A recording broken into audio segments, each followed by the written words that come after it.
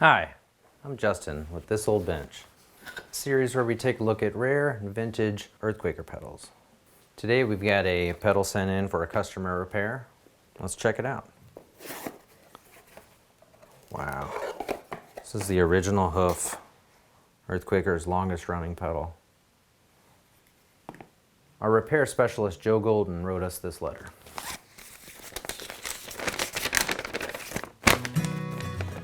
My name is Joe Golden, and I'm the repair tech at Earthquaker Devices. I write you because I think this is a great pedal to feature on This Old Bench. I rarely get devices in for repair, let alone the first one made of the device run. Old hoofs trickle in from time to time, usually for replacement of a mechanical part that has given up the ghost. This particular hoof was sent in because it was improperly powered and fried its polarity protection circuit. Therefore, I replaced the protection diode, reservoir capacitor, and performed a trace bridge for a burnt spot on the PCB. Normally, we would swap out the PCB, but this one is so old and possibly hand-etched, so a repair to the PCB was deemed necessary to retain its original functionality. In summary, this pedal rips harder than a new tobacco pipe. The pairing of the military spec transistors and additional saturation from less circuitry, the 3-knob variant, yields singing, sustain, and a very musical quality. The 5mm red LEDs also lend to smoother clipping in my humble opinion. Easy to hear why it's a classic when you get it powered up and hoofing around. Well, thanks for the letter, Joe. This is one of the rarer pedals that was built before my time. So let's check out what it sounds like. Who could that be? Oh, isn't this a wonderful surprise? It's Jamie Stillman. Jamie, how you doing? I'm doing great. Thanks for having me. Cool, man. Thanks for being here. Well, this is the part of the series where we plug the pedal in and see how it sounds. Can't wait. Let's do it.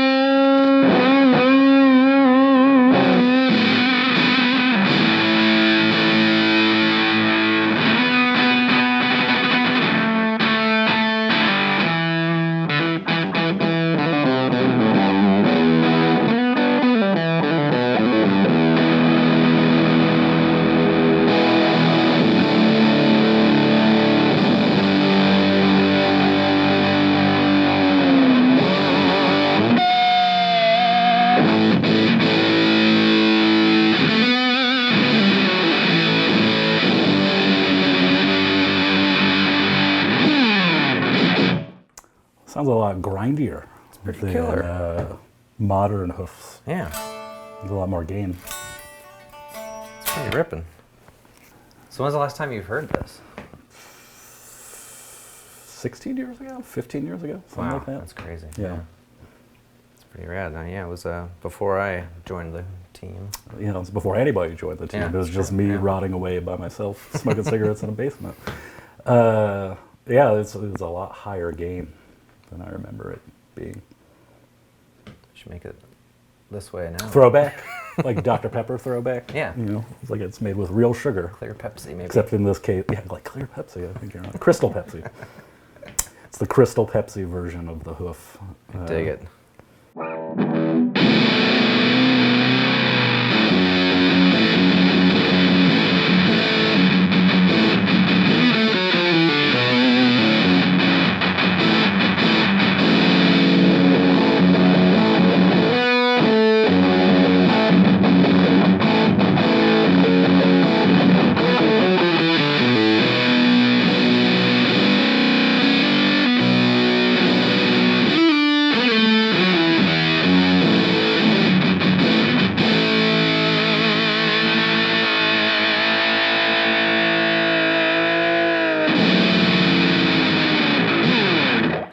Sick. What's your preferred setting on this? Honestly, I never use it with the fuzz all the way up, but it does sound good. It's kind of there. Yeah. I like the feel like I remember these ones sounding more like overdrive, like at lower.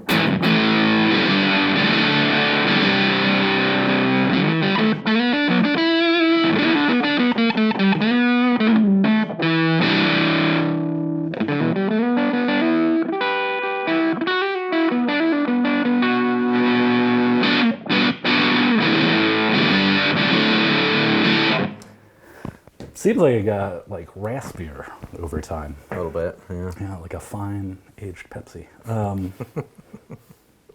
Sounds cool. It is pretty rad. Would this compare anywhere to the Cloven? Anywhere near? Yeah, or I feel like it's. I mean, it probably is. It has as much like bite. yeah, or saturation, I guess, distortion as like a cloven hoof, but it seems it's like just raspier sounding. Where I think the modern hoofs over time, just because of the transistors that we can get, are lower gain, they're smoother. This one has a lot more bite too. Yeah. Yeah. The old school.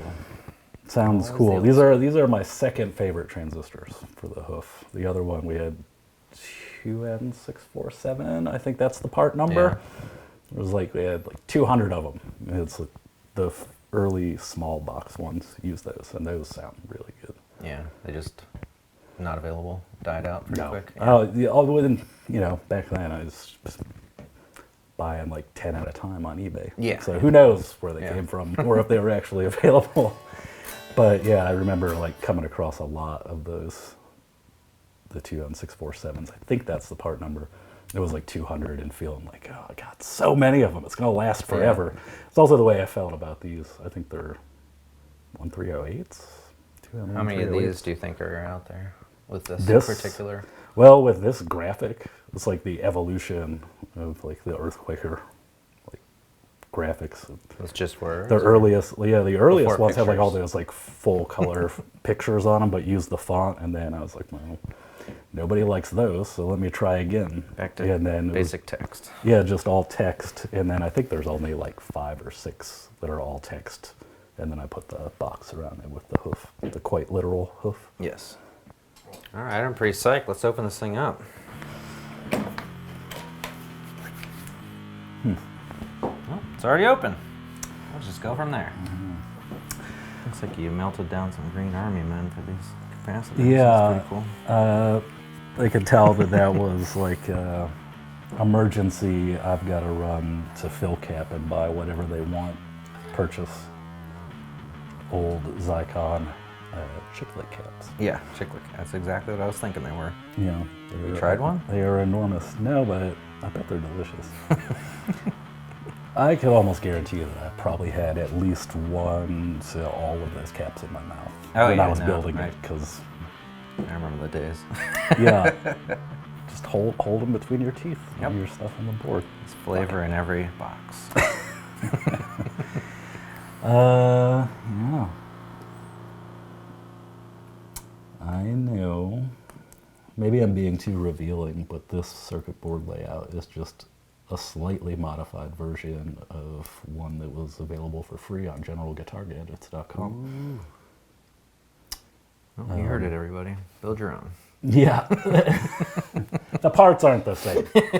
You'll never know what those parts are. But yeah. So was this hand-etched? It's definitely hand-etched and drilled. Oh, wow. Thankfully, I got a lot better at laying out circuit boards because this is giving me an aneurysm. How poorly laid out this is and spaced out. I didn't know if I guess I should apologize to General Guitar Gadgets for saying that. Your layout is beautiful. I copied it.